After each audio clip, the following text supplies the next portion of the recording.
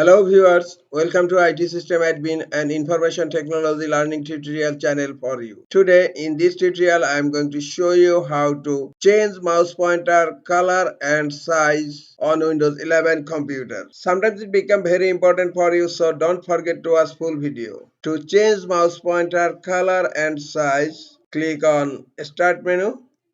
Now click on Settings. In left pane, click on Accessibility. Here you will find an option mouse pointer and touch.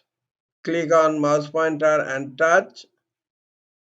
The first option mouse pointer style and default is white. You can select it black and select it inverted or select it custom.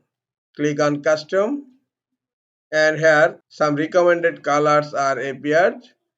You can select your mouse pointer color from here. I am selecting purple, then lime, then yellow, then gold,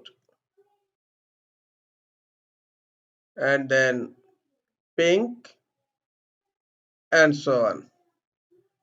Now scroll down and here you will find an option size. You can change size from this drag and drop area. Look, the size is increasing, or you can decrease size from here.